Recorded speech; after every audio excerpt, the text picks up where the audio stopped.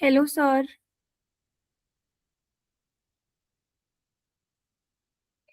Shall I start? Hi, how are you? I'm good. How are you? All well, ma'am. Thank you. You make me work very hard. Yes. Oh no, I don't like working hard. Oh. French Open is happening and you want me to deliver a webinar. Very, very bad, very bad.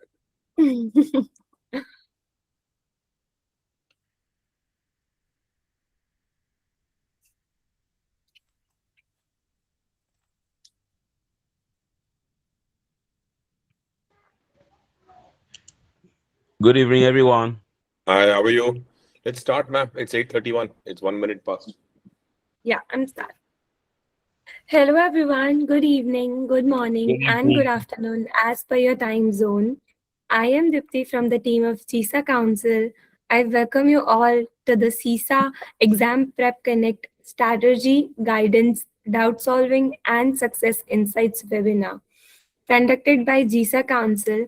It is a not for profit organization committed to empowering individuals and organizations through specialized training and globally recognized certifications. Our mission is to strengthen the cybersecurity and IT governance ecosystem by building skilled professionals through programs such as ISA, CISA, CSIM, C-Risk Prep Trainings, ISO 27001, CISSP Prep Training, DPO, and many more. Our director, Dr. Hiral Patel, has over 17 years of global experience in IT and cybersecurity as a consultant and lead auditor. She is passionate about mentoring and guiding professionals in building successful careers in information systems audit, risk, and cybersecurity.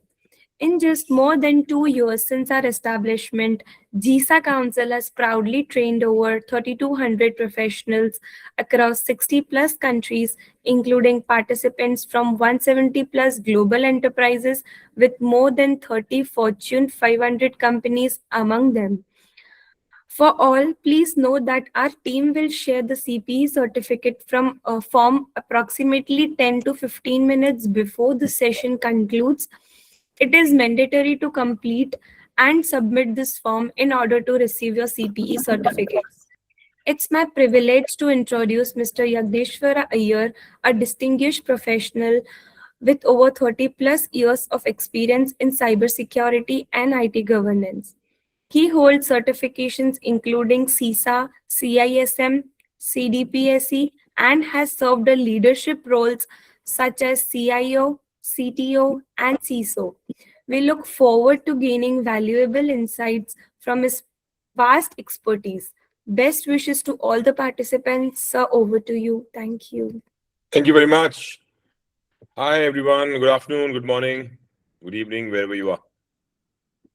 I hope you guys are having a good time and ready for the weekend that starts tomorrow. Yeah. So quickly, I can see my screen. Hopefully, yes, that's true. We're going through this. What I'm trying to do here is give you a few tips on how to pass the CISA exam. I've also included a few questions that kind of typical questions that come in the CISA exam. We'll quickly go through them, see how to answer them. Um, Now, 5 chapters in the CISA exam. Fourth and fifth chapters constitute over half of the exam, and also in the weightage of the fourth and fifth chapters is more than half. So we need to focus on those, and those are relating to IT operations and protection of information assets. Those are the really the most important chapters in the Zaka manual, right? And of course, governance and management. If you see, auditing and governance and management also constitute some 36% of the course.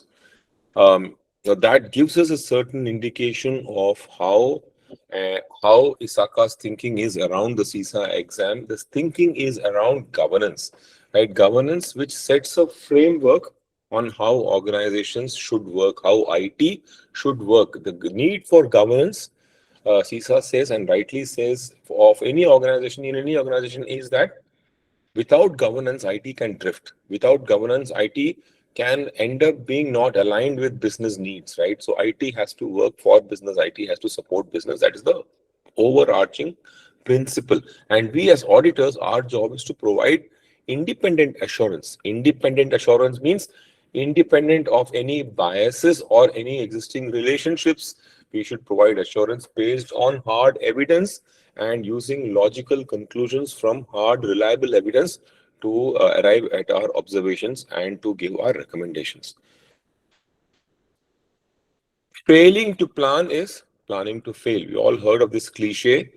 Uh, Typically, you need 3 to 6 months of hard preparation, right? 1 to 2 hours. Most of us, just give me one sec, please.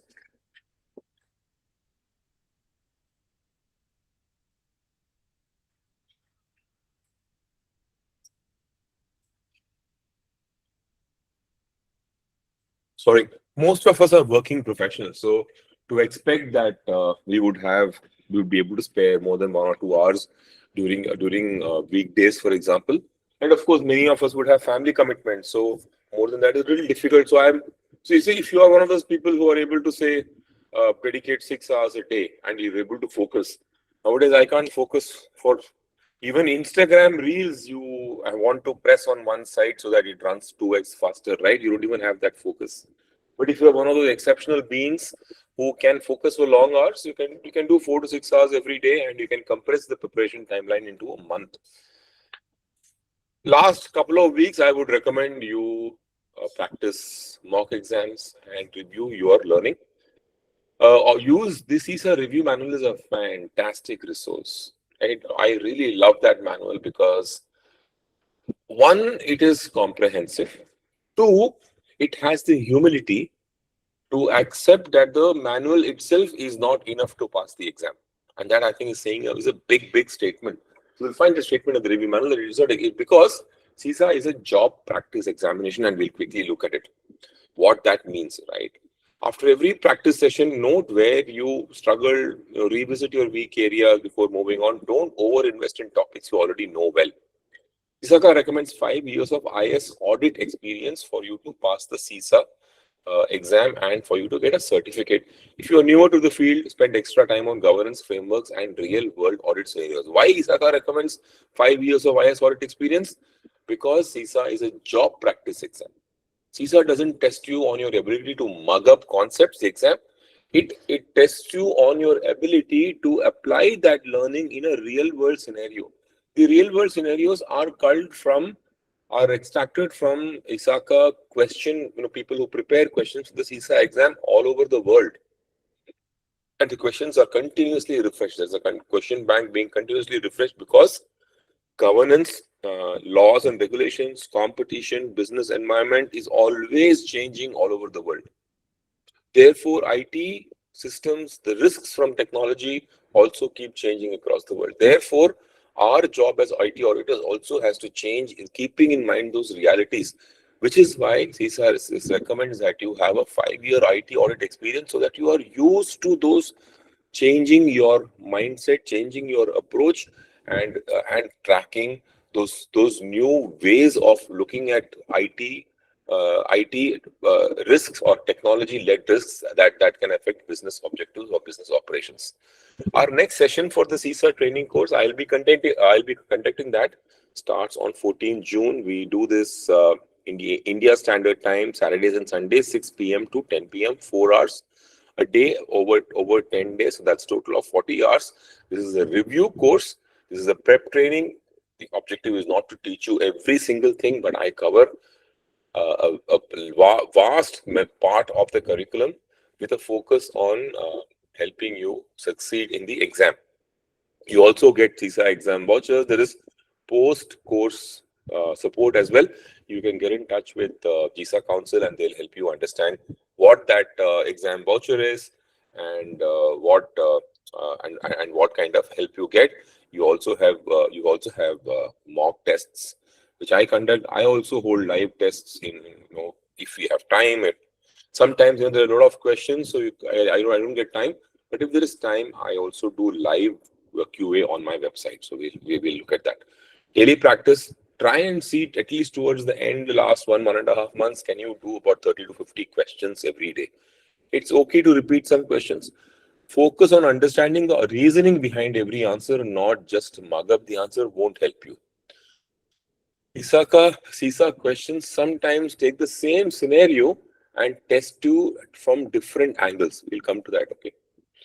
Every time you look at a question, you have to have the lens of an IS auditor, which is why CISA also says should have 5+ years approximately of IT audit experience so that you have the mindset of an auditor. Many of us are technical people, right? Some of us are software developers, some of us are chartered accountants. Those who are chartered accountants, for example, already have an advantage in the sense that they have an auditor mindset. They have the mindset of asking questions of, but they need certain amount of help to understand technicalities. People with, I think, I was a CIO, I was a CTO, I was CISO. I've been a technical person. I started my life in 1987 as a developer of ERP applications. I still develop applications even after what, it's now 40 years, maybe something like that, almost 39 years. So I still develop applications, right? But for me, the changing of the mindset from an IT person, from an IT infrastructure software developer to an auditor mindset was the most difficult. However, when I managed to do that, it took me a few years after I passed my CISA exam in 2009. It took me a few years of teaching CISA to develop that mindset of an auditor, right? How to think like an auditor. Okay, I will give you access to the full 150 question mock exams under timed conditions. Please do them, and they will really help you. At the end of the exam, you will immediately get a result which questions you got wrong. You will get explanations for which you got wrong and why you were wrong, and which one is the right answer and why. Okay, so one thing that helped me was to read out topics from the review manual loudly, like I'm talking to you right now, as if I'm teaching you, right? That was one good, because first you read, that is one, right? That is one way of absorbing what is there on the paper. Then you talk, you speak it out, that is the second way. Then you hear what you are speaking.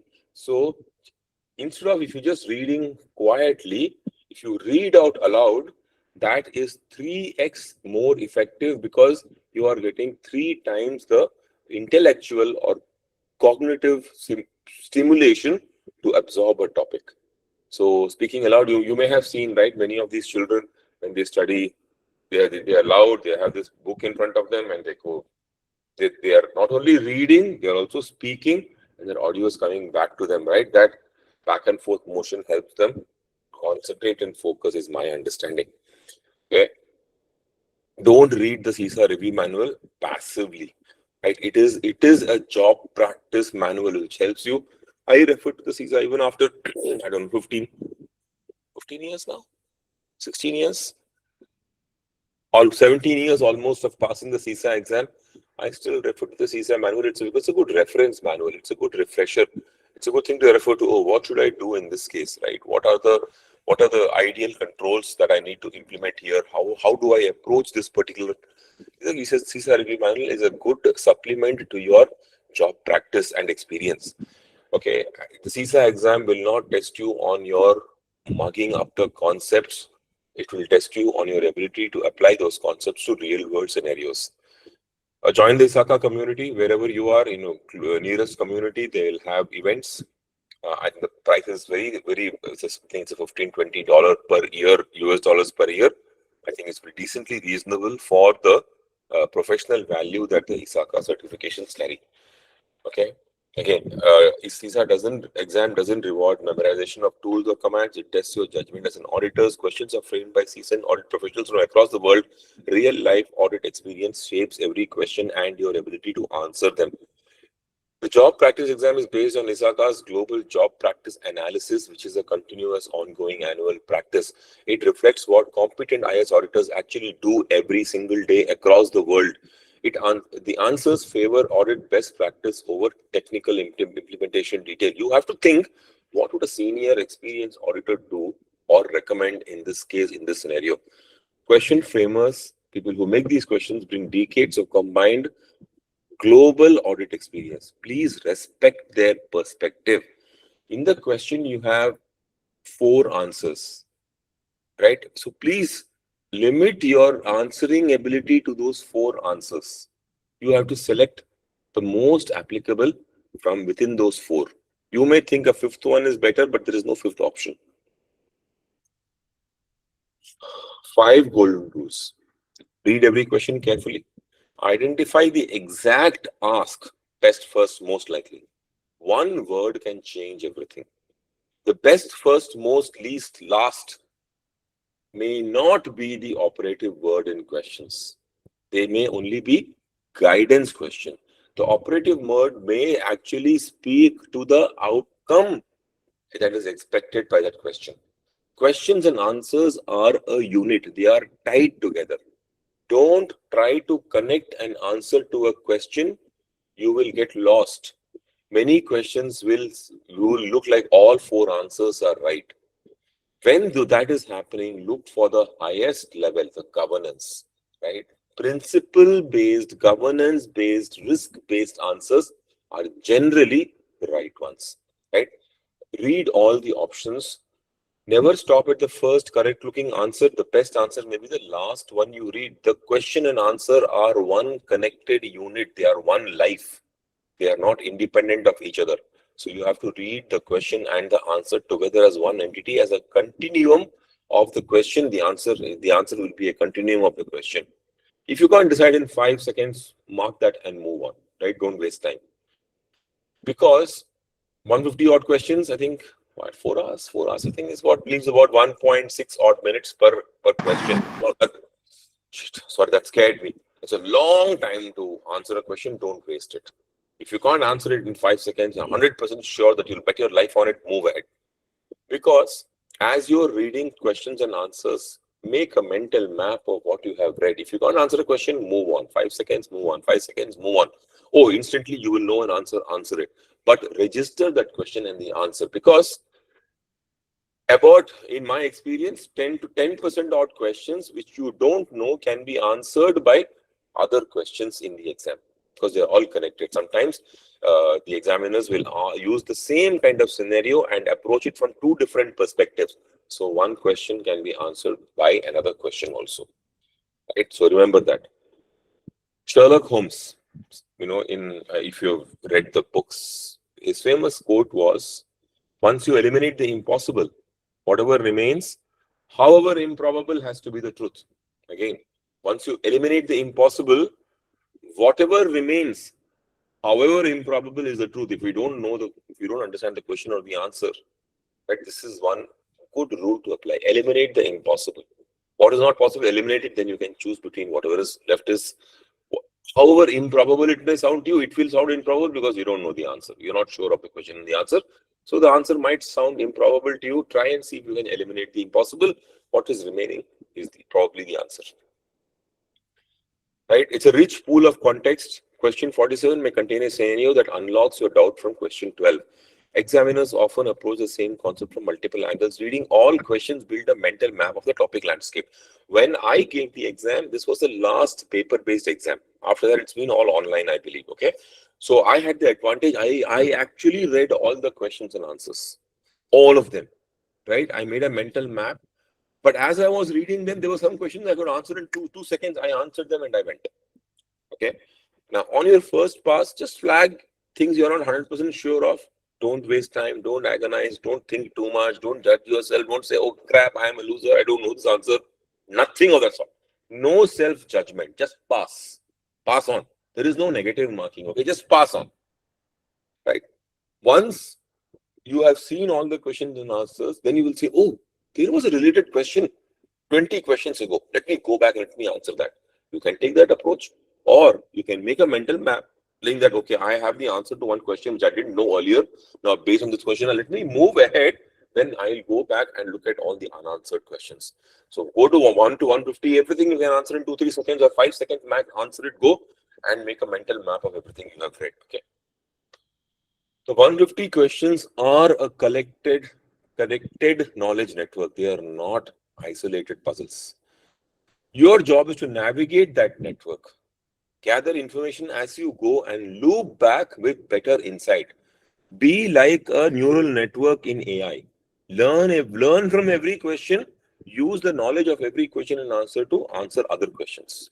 Okay. Sherlock Holmes, once you eliminate the impossible, whatever remains, however improbable, must be the truth. Eliminate the obviously wrong. Stress test the remaining options. Right? Ask, would a senior auditor be comfortable defending this choice? Or ask, does this align with audit standards and best practices? Then commit to the most defensible answer based on the question. Avoid answers that are situationally correct but contextually narrow. Okay. Order of importance. When two answers seem correct, just apply this mental hierarchy. Governance and policy related answers will probably be the top. Then risk management and control framework based answers will be the second choice. Processes and procedures and their outcomes should be your third choice in the hierarchy. Final choice will be technical tools and implementation. So that should give you an idea that CISA doesn't really expect you to be a technical expert. Okay. A question about what the IS auditor should recommend first almost always points upwards in the pyramid towards governance, not tools. Okay. Please remember this, extremely important. Most questions will be around this hierarchy. Quick, let's look at a question. A question says an organization has deployed a new cloud-based ERP system. IS auditor is asked to assess the greatest risk. Which of the following should the IS auditor focus on first? Right? You have four options. See here, C is the right option because A and B are technical implementation details. They are lower in the hierarchy. Remember the pyramid. D is an infrastructure concern. It's not an audit priority here in the question also. It is not because cloud-based ERP system, infrastructure is not a problem. Okay? Network bandwidth is not a concern. C addresses governance and policy. This says that there is no formal data governance policy. Whether it's cloud-based ERP, whether it is internal ERP, whether it is any other software, data governance policy is critical for an organization because it helps the organization protect its data appropriately if there is proper governance around it. Right? So governance always precedes technical controls in audit priority. Next question. During an audit, an auditor discovers that IT department has been implementing changes to production systems without following the change management process. What should the auditor do first? Right. Here the question is document the finding and assess the impact of the IT people implementing changes in production without following change management process. Say, what is change management process? There should be a business need for the change. Okay. Somebody should need that change. There should be somebody from business, or there should be a business need for the change to do that. Is only when I can do the change. Somebody should approve the change, right? Then somebody should test if the change is working properly in kind of a test system, not just make the change in production. Once that is fine, then be prepared to make the change in production, but have a rollback plan, right? In case something goes wrong in production, we should be able to go back to the previous version. Okay. If not, if it is successful, you review the change, make sure everything is working as expected, and you close that change. This is the standard change management process. Why is it there? It is there. The change management process is required to be followed because action and inaction both have risks. When you make a change to something, you might break something. How many times has it happened? You take your vehicle for service. You say, oh, I have one problem. When you bring the vehicle back, they have fixed that problem, but something else has gone bad. Right? It happens with a lot of us. So that you don't want to happen. To control that, you have to test every change. Then where are you saying? Then you have to say as an auditor in your report that because IT is not following change management practices, as a result of that, what can be the impact on business? Right? You don't have to provide a technical solution. You have to say that what is the business impact, because who will read your report? It will be senior leadership. It will be the audit committee. They don't understand technology. Right? There is no point in telling them, oh, the software will get corrupted, or the ERP operations won't work, or the database will get. They don't know what ERP is. They don't know. You have to tell them that your operations are at risk, these processes may not work in case. Good morning, ma'am. Students around. Good morning, ma'am. Good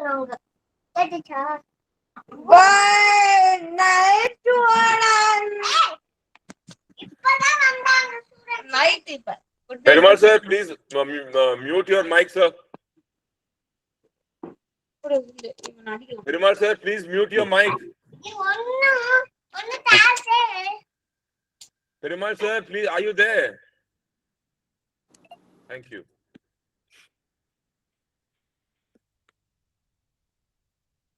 Okay. So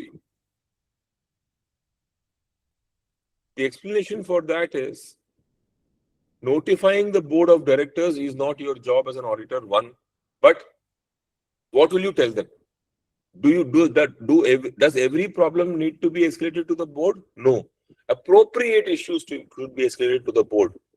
Right? This may not be, depending on the impact, you will decide who to report to. Right? Will you report, oh, I lost my pen, will you report that to the board? No, you won't. Oh, there is a fire in the organization, in the building. Will you report that to the board? Yes.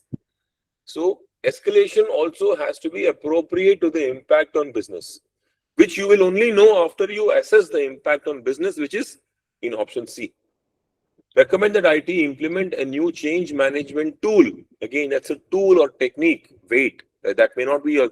See if there is a governance related or a audit related answer. Suspend the audit until the process is corrected. You never do that. The audit is never suspended. Audit has to carry on because audit has to be delivered in a certain period of time. What are you left with? Document the finding, assess the impact, then decide what to do. Unless you understand the impact of any gap you find, do not take any other action. That is the first action to take. Okay. Is it making sense so far, guys? Anyone has anything to say? Any questions so far? Anyone? Yeah, sorry, I come in a little bit late, but I think I'm enjoying the class. Thank you. We'll quickly move in case you don't have any questions. Thank you. All right. So next question. An IT auditor is reviewing IT risk management process of a financial institution. The auditor finds that risk assessments are conducted annually but not updated when significant changes occur. Now, why? What does this mean? You see, business is not static. Business keeps changing. As business changes, the risk that apply to different business processes, different information assets also change. Now, what are the things that can cause the business to change or can affect the business in some way? Change in regulation. Okay. Change in some process in the business. We are changing the process. We're making it digital transformation. We are making it more efficient. We are firing 10,000 people. Right? That is their concept of making digital transformation, making it more efficient. Oh, we are employing a new technology. So, but new technology also comes with newer risks. Typically, when you change technology, what are you doing? You are maybe avoiding some risks, and most certainly you are introducing new risks. Right? So, important thing is that while you should review your risk management, risk assessment periodically, you should also re-perform your risk assessment whenever there are significant changes in the business. Let us say there is an M&A activity. You buy another company or your company gets bought by another company. It's a huge change in the company, right? A lot of processes, a lot of people, a lot of businesses will change. Your whole risk posture standing is going to change. Right. So now what is the most significant concern when the auditor finds that risk assessments are conducted annually but not updated when significant changes occur? Risk assessments must be dynamic and updated to reflect material changes. Material changes. If any change that affects the business, material means what? It has a decent impact on the business. The impact of the business should be high enough that the business cannot tolerate it or accept it. If that is the kind of the effect of any change in the business environment, the risk assessment should be re-performed and risk assessment should be then adjusted again depending on what the organization's risk appetite is. How much risk is that organization willing to take, right? So here, if you see, the most applicable answer is that risk assessments do not reflect the current risk environment. Now, what does it say? When significant changes occur, that is the, now if you remember I said most, first, last, least may not be the most significant word in a question. In this question, the operating phrase is significant changes occur. Then they are not doing their reassessment. They're doing every year. We'll do audit as I asked for. You see, when there is a recommendation, that recommendation, you always have to go by the intent of the recommendation. When we say law, when say courts interpret the law, they will always say that we are going by the spirit of the law, not the letter of the law. The spirit of the law says you should not murder anyone. But let's say somebody comes and hits you, you defend yourself. In the course of defending yourself, the other person dies. You have murdered someone. You have caused someone to die. But the spirit of the law says, listen, you did it in self-defense. It was your life or that other person's life and you did not initiate it. It's not like you went and hit a person and then when that person hit back, you killed that person. No, right? That person was the aggressor. You were protecting yourself. So the spirit of the law says, the letter of the law says you murdered someone. So you should be hanged. The spirit of the law says, listen, understand the context. Don't just take that. So that is what risk assessments also need to be done. They need to be done with the outcome in mind. The outcome of risk assessment is that whatever risks are applicable on that business, they can change even during the year, right? There can be significant changes in the business's operating environment. Your risk also changes with that. So be aware of that. Performing risk assessment every time there is a major change. Major change can be, again, I'll repeat myself, brought on by change in laws and regulations, use of adoption of new technology, right? A new competitor can make you, or your own process changes. Internally, processes can change. Merger and acquisition normally brings in process changes. Okay. Another question. An auditor is planning an audit of a third-party vendor that processes sensitive customer data on behalf of the organization. Which of the following should the auditor review first? Sensitive customer data on behalf of the organization. When an organization outsources its processes to another organization, the accountability for all data protection measures, all other measures remains with the organization. You cannot transfer accountability to a third-party organization. When you buy a car from Toyota and something goes wrong, you may know that Toyota doesn't manufacture the steering, Toyota doesn't manufacture the tires, Toyota doesn't manufacture, I don't know what else, the wiring harness. If something goes wrong with that, do you take the car to the steering manufacturer? No, you take the car to Toyota. Just because Toyota has outsourced someone to something, they cannot. When there is a recall, who recalls? Even if there is a recall because of a part that Toyota has not manufactured, Toyota is responsible for the recall. They recall the vehicle. They are responsible. Okay. So always remember that when you are speaking to vendors. Now, first thing you have to see is what is the agreement between the company and the vendor. What are the services to be delivered, right? What is the data to be given to them? What data are they working on? How sensitive is that data, right? What are their SLAs? What are the SLAs? SLAs are not just about performance, not just about service delivery. Even data security can have an SLA. Okay, that is the first thing to do. Security is not cyber security only. Sorry? Data security is not cyber security only. It's more. Data, cyber security includes data security. Yes. Yeah. So, Okay. So I know that data is more than the computer. Yeah, outside of computer, data must exist, and the study flow cannot be caged in computer. Sorry, I'm not sure I got what you're saying. Can you please repeat yourself, man? I get a news from locally that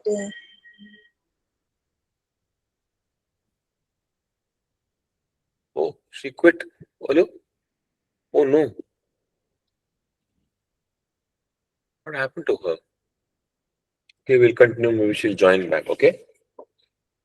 So if you see, look at the options A, C, and D, you will not know unless you understand what the agreement is and what is the SLA that vendor is supposed to provide. That is the first step, right? Assuming that this is the first time you are going in there. Once you understand the contract, the others then you can look at, because that will give you an understanding of all the other.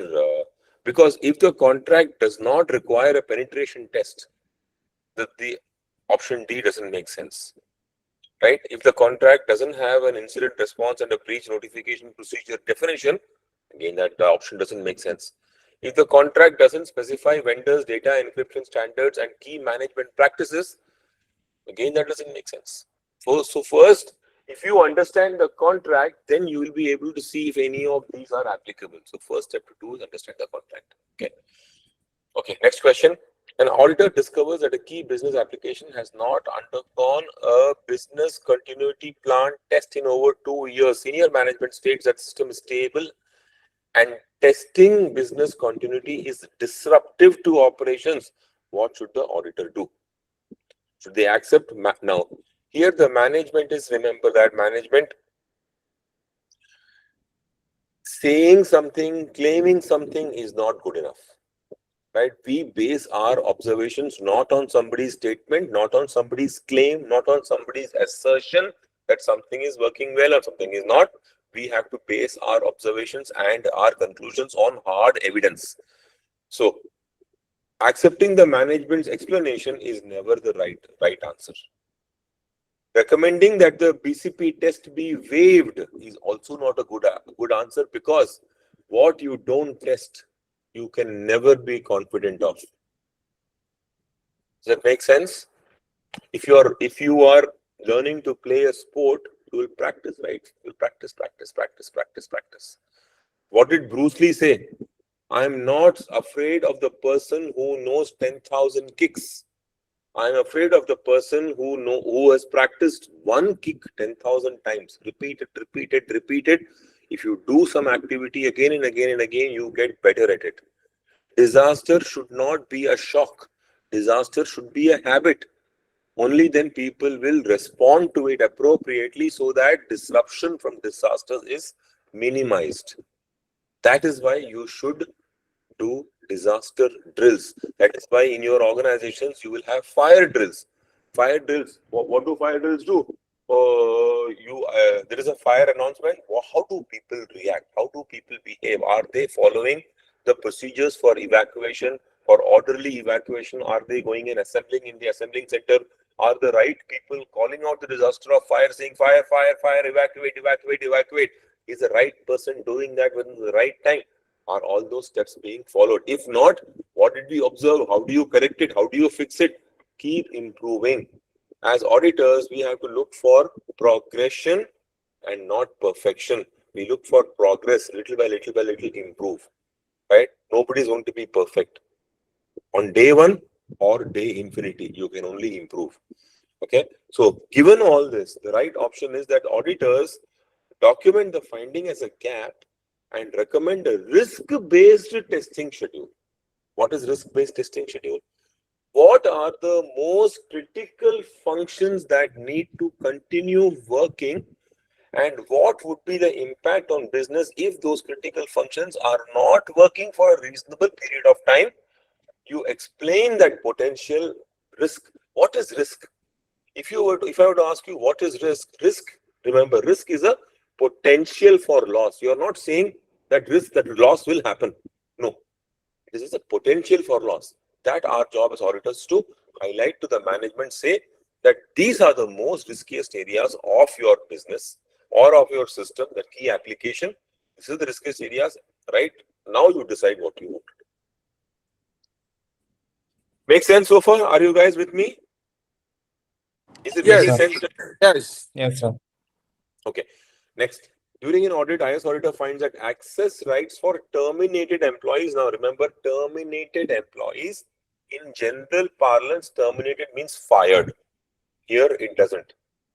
Means that the employee's contract has terminated. It could also mean that the employee has left voluntarily, not necessarily forcefully terminated.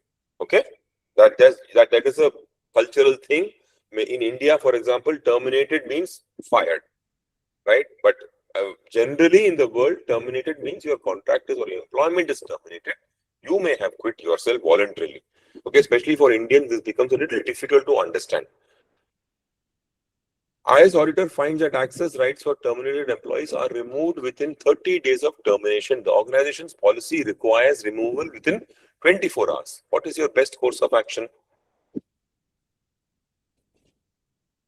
Your best course of action is to say, make sure you gather the evidence that shows that instead of 24 hours within which the account access had to be disabled, it was taking up to 30 days. Up to 30 days, right? Within 30 days, it says, which means it's not 30 days, within 30 days. It could be 48 hours, it could be 30 days also. Up to 30 days they were taking, right? These are words used to confuse us. So what should we do?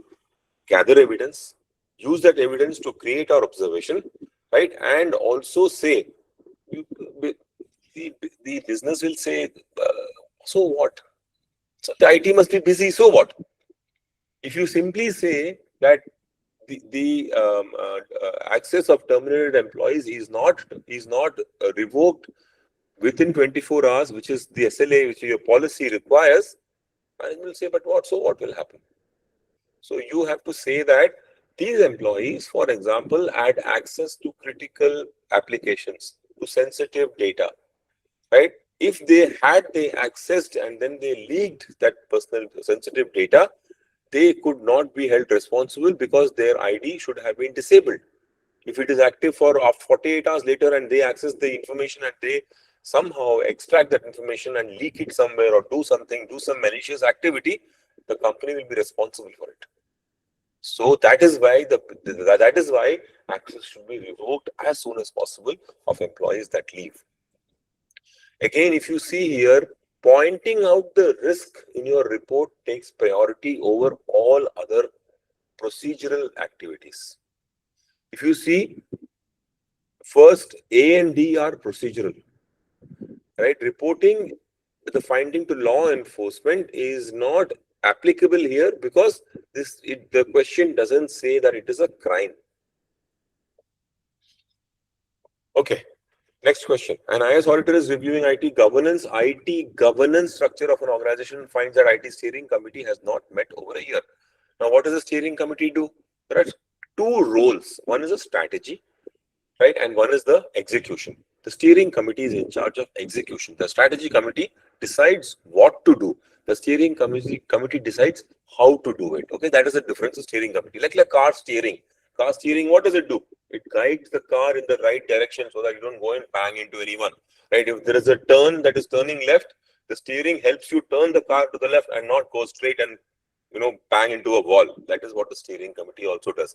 It steers IT projects in the right direction towards successful completion. Now, what is the greatest risk if the steering committee has not met?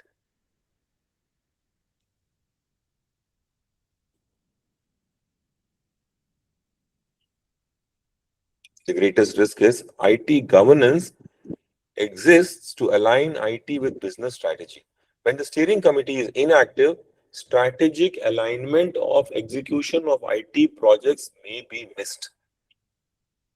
So again, governance, alignment, risk is what we prioritize as answers. Okay. Technical questions require domain knowledge in areas such as cryptography, networking, access controls, and IT infrastructure. The key is knowing when and why a technical control is used, not just what that control is. Knowing it helps. Know the why. Understand the purpose of each control, not just its name.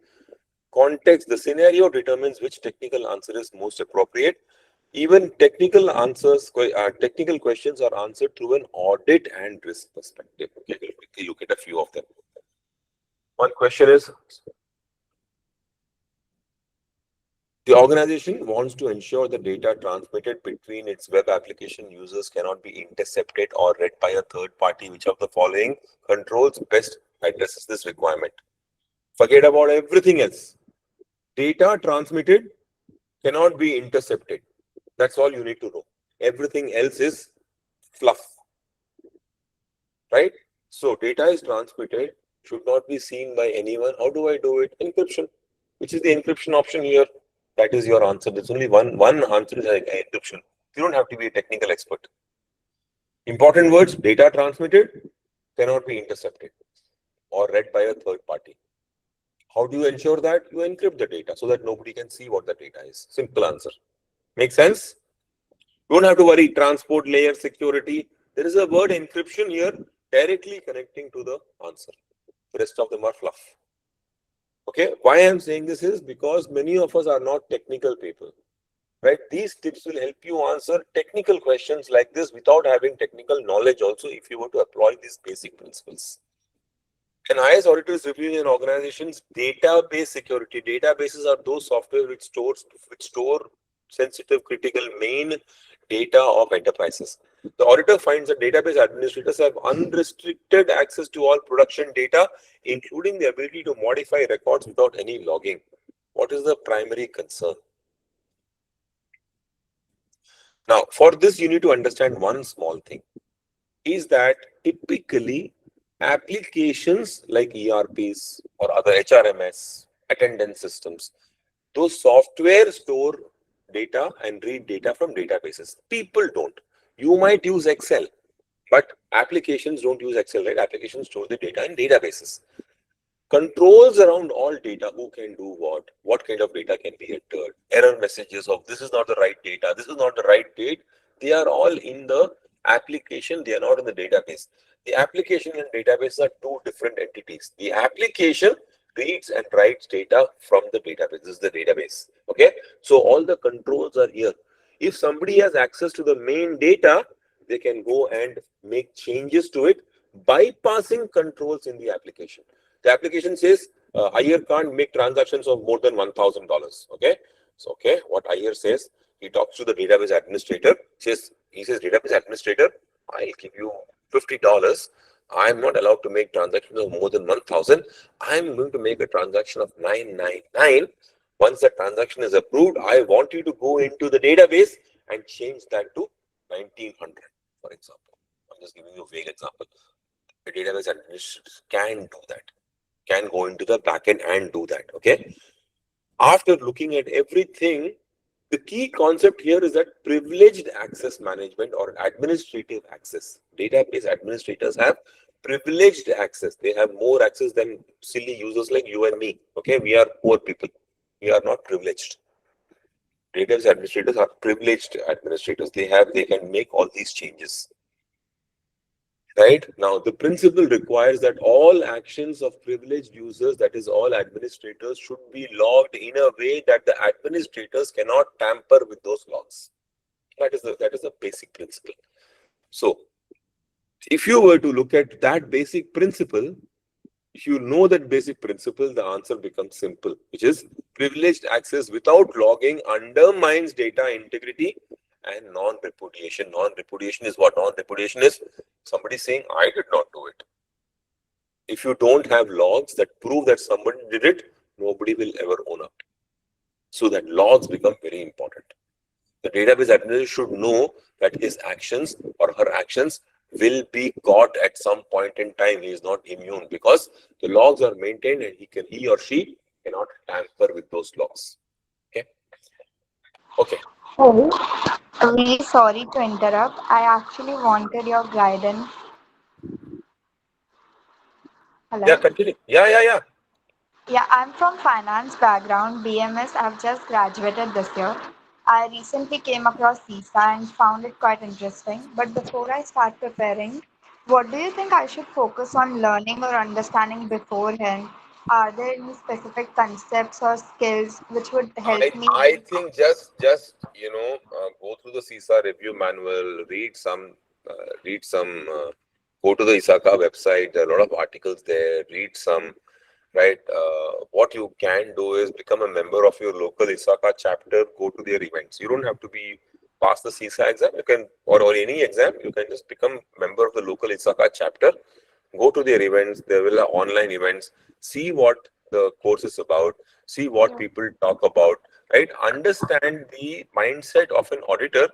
Then you sign up for the course. Right? Yeah. Or you can sign up for the CISA review course that we are going to start from 14th of July, 14th of June, next Saturday, Yeah.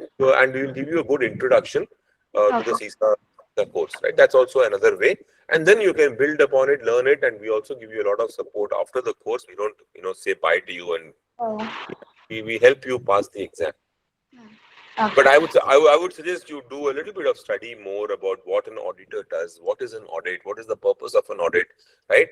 And how do IT audits work? Why are IT audits done? I think basic understanding of that will help you Yeah. instead of blindly. Yeah. Do you think I should know a little bit of coding, Java, Python for this? No, not necessary. No, It no? helps. It It helps. helps. It Okay. helps, but it's not necessary for the exam or the certification. Okay. Thank you. No problem. Okay. So once you look at that principle of privileged access management, clearly when database administrators have unrestricted access, that ability undermines data integrity and non-repudiation. Okay, that is what the answer then becomes very simple. Okay, next question. An organization uses asymmetric encryption to secure email communications. An employee wants to send a confidential message to a colleague. Which key should the sender use to encrypt the message? Is the very interesting question. Okay, asymmetric encryption. Symmetric encryption is you encrypt with one key. The same key is used to decrypt. Okay, that is symmetric encryption. There is only one key. Asymmetric encryption is where one key is used to encrypt, other key is used to decrypt. That is what asymmetric encryption is. Asymmetric means keys are not in symmetry. So you need a key for encryption, you need a key for decryption. When those keys are not the same, it is called they are not symmetric. They're not the same, they're not symmetric, right? So that is called asymmetric encryption. Now, when an employee wants to send a confidential message to a colleague, what should they use?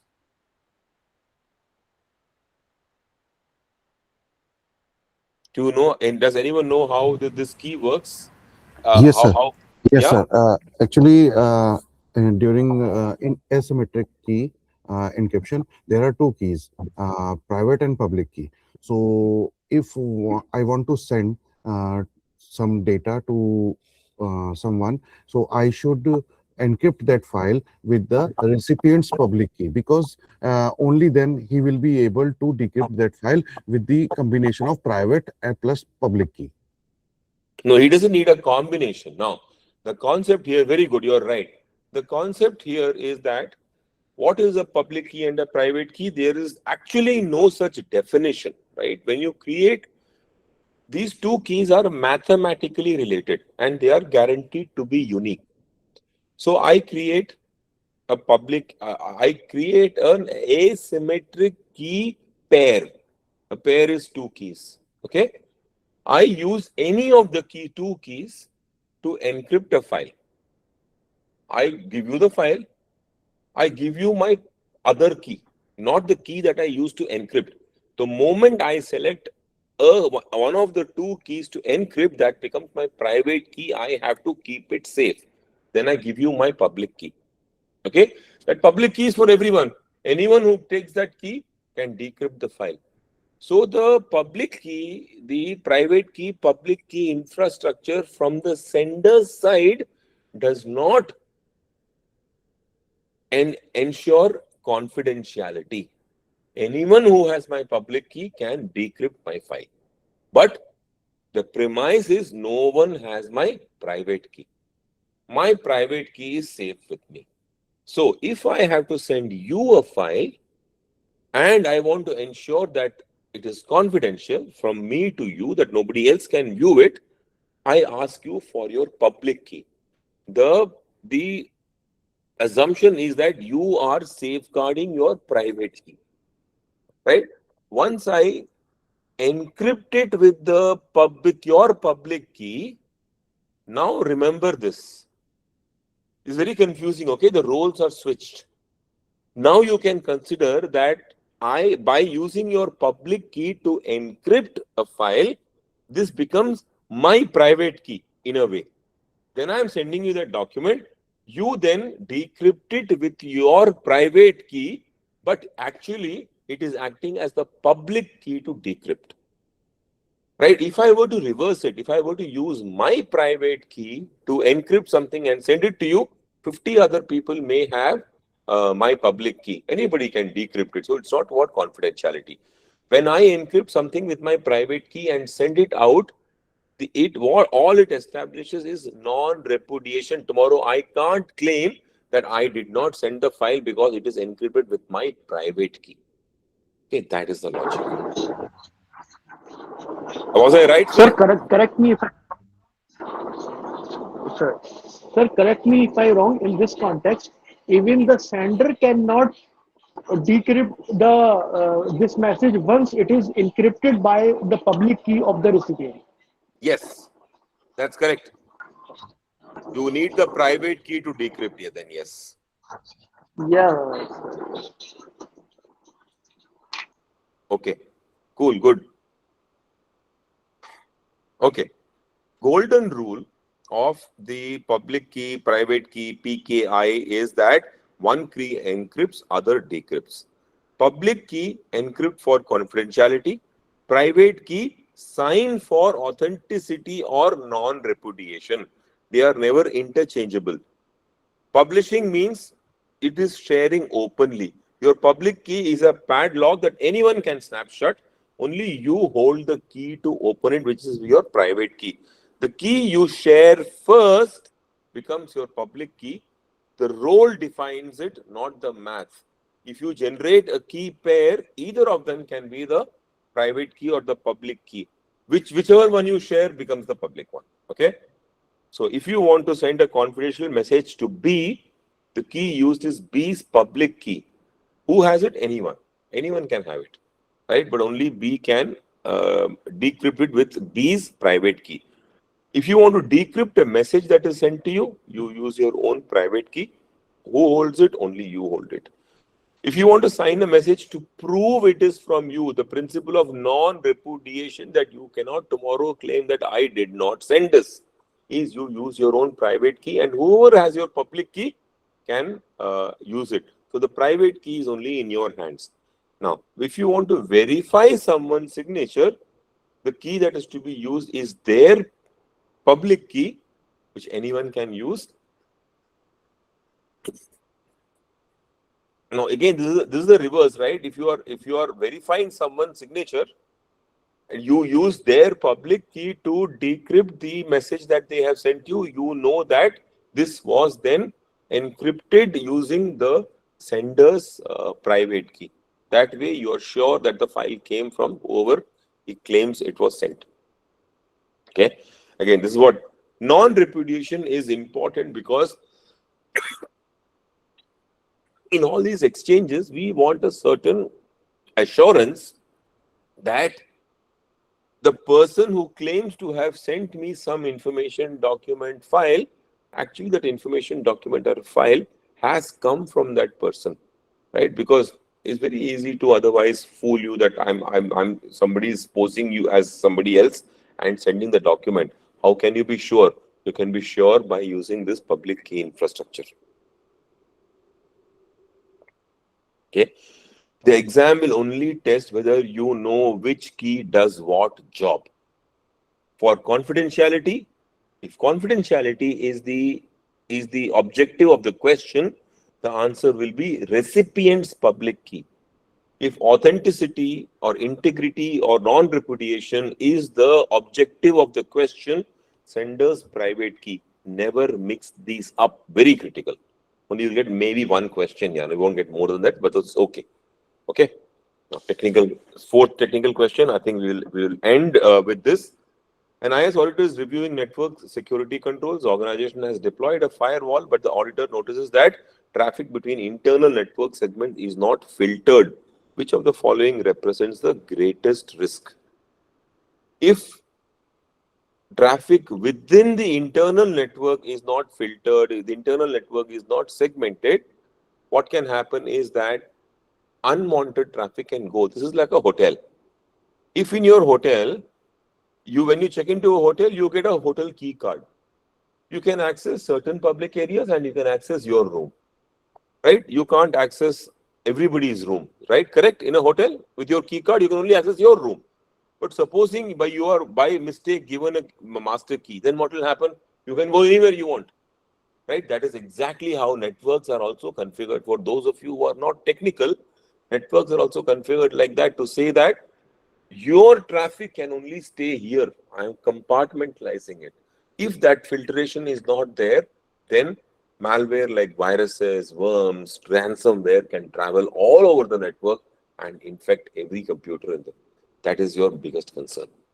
Okay, we will close at this. You can have a couple of minutes to have any questions if you have, please. I have a question. Yes. My question is for this class, for somebody to do, is there a textbook or a review question and answer uh, note or hard copy that we can get when we start this class? Okay, we will be sharing the presentations I use, and of course, there will be a recording that will be shared with you. You have all those, and GISA Council will also give you questions and answers to practice. Yes. But this, Another question is what is the minimum qualification or required to take this exam? I think basic graduation and 5 years of experience. Okay, thank you. Any other questions? Sameer Desai, you have your hand up, sir. Hello. Yeah, hi. Sir, I want to know that you said like the question and answer bank that is, I think, issued by the ISACA. Yeah. Can you please guide me where can I get this question bank which is issued by other? I mean, if I want to, book my exam, first I have to become a member of ISACA. Okay, then after that I would be able to book my exam. Yeah. Is it complimentary in the membership and booking the No, examination, no, or it's not. do I need? No, it's not. The question bank is Okay, also a paid resource. okay. So how much does it cost? Does it cost? I don't remember. Last I checked was $100, $150 something. But please ask GISA Council once. Please don't go and buy anything without asking GISA Council support. They'll help you. They will better Thank you guide so you. much. Yeah. Yes, Samson, Krunal Singh and Sameer, go. Okay, good day. So Hi. I just want to ask, what would you recommend for someone that should write the exam in next 1 month? And I registered a while, so the time is fast, coming by, and the preparation has not been too good. So what crash course or something do you think would be of help? Thank you. Next month, I would recommend that you study the CISA review manual. If you have time, attend the course. It always help you. I give a lot of practical tips from my own experiences that you can use in the exam and in your profession as an auditor. So that will be great if you have time. 14th June to I think 14th July is what the course will run. Depending on your schedule, join. I'll certainly help you with enough tips and tricks and knowledge to help you pass the exam. Other than that, if you All don't right. have time for that, read the CISA review manual. That is your best course of action. All right. Thank you. I appreciate it. Yes, Samson. Yes, Krunal Singh or Samir, go ahead. Yeah, Hi. sir. You go, sir. No worries. I'll take it later. Okay, thank you. Sir, the dates which are mentioned for the course, the training, which is upcoming training from 14 to 18. So is that the only training available or there is an intensive training available for CISA preparation? What do you mean, sir? I mean, we have courses almost continuously every month. Okay, So but the courses are of same type for 4 days courses up to no, 40 they're hours. actually 10 days of 4 hours each, 40 Oh, hours. okay, okay. So Okay, sir. it will start around the 14th of June Mhm. and whatever 10 weekends, sir. Say July 14th, 13th, whatever. Okay, okay. Yes, Thank you. Krunal Singh, sir. Tell me. Hi. So the thing is, like, I have attended your CISA prep course few months ago, and I was told that if you need, you can attend it. Like it's a complimentary thing. You can attend it without any cost. So I'm preparing for the examination right now, and as a part of the preparation, I would need the access for those question bank you were referring earlier. Yeah, ask GISA Council, they'll help you. I'm not sure whom to ask for that. Whoever you connect with, whoever sent you this meeting link, you can write to them. Okay. Earlier, who kicked off this meeting? Divya, I guess. Deepti is there, Raghav is there. You can ask either of them. Okay. So I'm in touch with Hiral. So she Yeah, helped me enroll. Hiral will Hiral will point you to the right person, or she'll help you herself. She's very helpful.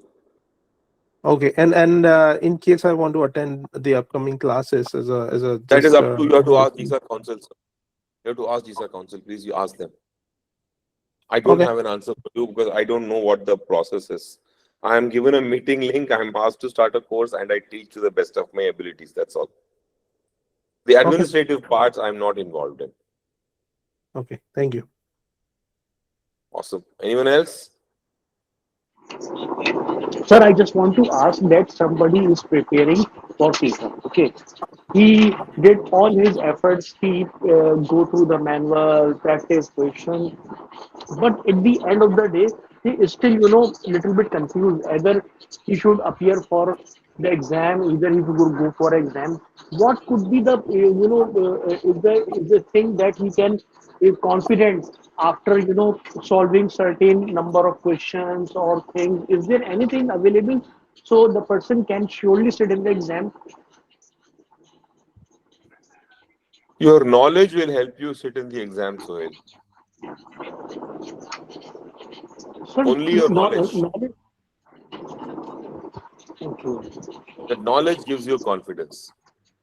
The ability to the ability to apply the principles you learn in the CISA course gives you confidence, sir. So Okay. Have when do, confidence in your own abilities. You are smart.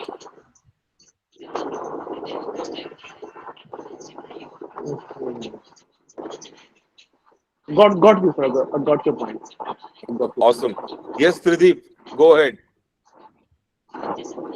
Hi, sir. Just want to know. I'm planning to join the course from 14th, and with regard to the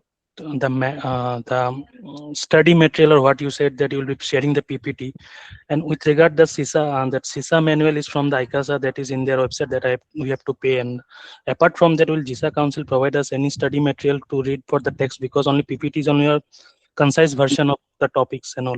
Yeah. I will ask them, sir. Ask them. Please ask them. I do provide the PDF of the PPTs that I use. Yes. Right? They serve as a reference for you of the most critical. The topics that go into that are the most critical ones from an exam perspective. Right? Those are the ones I have included in the PPTs. Anything more than that, please ask GISA Council. As I said, I'm not really involved in those administrative matters. I'm just the stupid teacher. Any books, outside books should we purchase? Any You know, other? I don't think you should worry about spending money. The review manual is more than enough. Okay. You see, the review manual is the most comprehensive guide, which itself says it is not enough.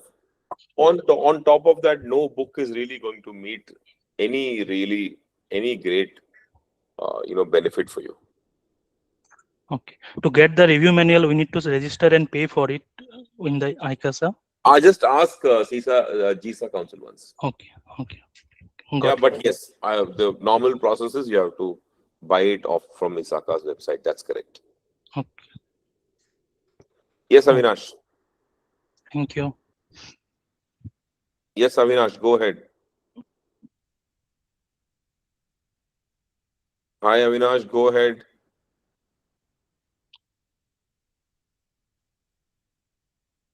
Yes, got it. Go ahead. So how many sections do you have? Because for somebody like us that we work, because right now I just have to excuse myself, go into my car to listen to this lecture. Is there any other time that we can have this, or maybe recorded classes that I can listen to when I'm off from work? So we do this Saturday and Sundays. Oh, Saturdays and Sunday. Great. Okay, that's good. Okay, that answers my question. 6 p.m. to 10 p.m. 6 p.m. to 10 p.m. India Standard Time. Oh, great. I like that. Thank you. Okay, Avinash, do you have a question, sir? Mr. Naya, I do have a question. Yes, Rahul, go ahead. Yeah, so basically I just have a couple of queries. So with respect to the key terms in the questions that primary or greatest concern, most effective or the best answer that I would look for. How do I distinguish between these? Very easy, in fact. That's the easiest thing to do, because the question and answer, or the right answer out of the 4, they are one body. Okay. So what is the operative word in the question will be answered by the answers. So read the question and the correct answer out of the 4 as one body. So here raises my second doubt. The thing is that I'm just using the Sherlock Holmes principle, like how you mentioned. I'm eliminating to See, that is the one worst of the answers. principles. That's one of Yeah. the principles that you can That's use. what I try to imply during the QA session. So that's what I would like to tell. So I eliminate two answers, and with the rest of the 2, I will go with the pyramid concept that you mentioned. Yes. Like Yes, first is the absolutely right. governance and the risk. Absolutely So right. Yes. at times it has not worked, is what I felt in a couple of questions which I tried to. Yes. Typically, no one scores 100% in the CISA exam, and that is the reason. Okay, so that is probably a general opinion of how it needs to be. It's not, because you have to try and get into the mind of the person who's framed the question. Like I gave you the example of simple words, terminated employee. In India, we would think he's fired, right? Yes. But in CISA, it doesn't mean it. It means any employee who's leaving. Okay. Right? So those cultural differences you can only understand by answering questions from as many sources as you can get. Understood. Right? And so you have to get into the head of the person who's framed the question into that extent and understand what, and of course use your own experience from your job practice, which is why CISA is called a job practice examination. All right. Thank you. All right then. Then I'll wish all of you good evening, good day, and good night. And hopefully I'll see you, some of you, hopefully a lot of you, on. I hope you got something out of today. And all the best, and have a good weekend. Thank you.